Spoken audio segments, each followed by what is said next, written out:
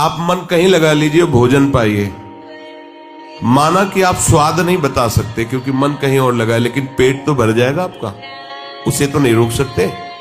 ऐसे ही माना भगवदानंद का वर्तमान में आनंद नहीं ले पा रहे क्योंकि मन आपका विषय चिंतन कर रहा है, लेकिन जीभ से नाम जप कर रहे हैं तो आपका काम पक्का हो जाएगा, इसमें कोई संशय नहीं। अग्नि को आप चाहे प्यार से छुओ तो वो जला देगी, गुस्सा से छुओ तो जला देगी, दूसरा कोई छुआ दे तो जला देगी, क्योंकि उसमें दाहिका शक्ति है, विष में मारण शक्ति है। श्रद्धा विश्वास से प्रणाम करके विष पियो तो मार देगा, गुस्सा करके पियो तो मार देगा, कोई जबरदस्ती पिला दे तो मार देगा, क्योंकि उसमें मारण शक्ति है। अमृत में अमृतत्व जीवनी शक्ति विराजमान है, प्यार से पियो या गुस्सा से पियो या कोई पिला दे वो अपना काम करेगा। इन प्राकृतिक वस्तुओं में अपने स्वभाव और प्रभाव का बिना किसी बाधा के असर देखा जाता है। ऐसे ही आपके अंदर वास्तविक ज्ञान की स्थिति, प्रेम की स्थिति, भागवती की स्थिति, ये नाम जागृत आपका काम हो जाएगा। जैसे अपने आप कवल रुक जाएगा कि पेट भर गया, उसमें ये समझना नहीं पड़ेगा कि मन लगाए कि ना लगाए। इसी नाम का स्वाद लेकर गोस्वामी तुलसीदास जी कहते हैं, भाव कुभाव अनख आलसहु, नाम जपत मंगल दिशि दशहु।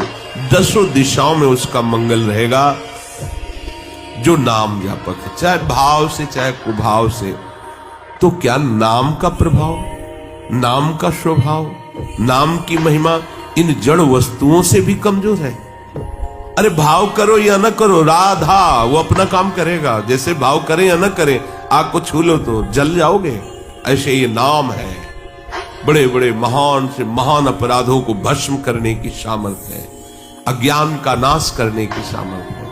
नाम जीह जप जागहि जोगी, वो योगी कहलाएगा, वो जगा हुआ पुरुष कहलाया जाएगा जिसकी जिह्वा से नाम चल रहा है। किसी की मत सुनो, कोई उपहास करता है करने दो, तुम चिंता मत करो। नाम और नामी में अभेद है। यदि राधा बोल रहे हैं तो स्वामिनी हमारी जिह्वा पर कृपा करके ये अक्षर रूप में विराजमान हो रहे हैं, तभी बोल पा रहे हो। कृष्ण बोल रहे हो, गोविंद बोल रहे हो, तो गोविंद जिह्वा में विराजमान हो रहे अक्षर रूप में। नहीं तुम्हारी सामर्थ्य नहीं कि तुम कृष्ण हरि गोविंद ऐसे नाम उच्चारण कर सको।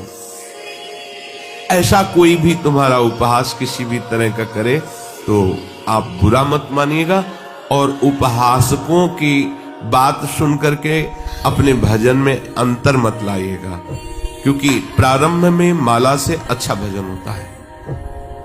अगर आपका अभ्यास दृढ़ नहीं है तो माला की अत्यंत आवश्यकता है। शुरू से सिद्ध बनने की कोशिश ना करें। देखो, एक तार जब मंत्र चल रहा होता है, अभ्यास जैसा प्रारंभ से किया जाता है वैसा होता है।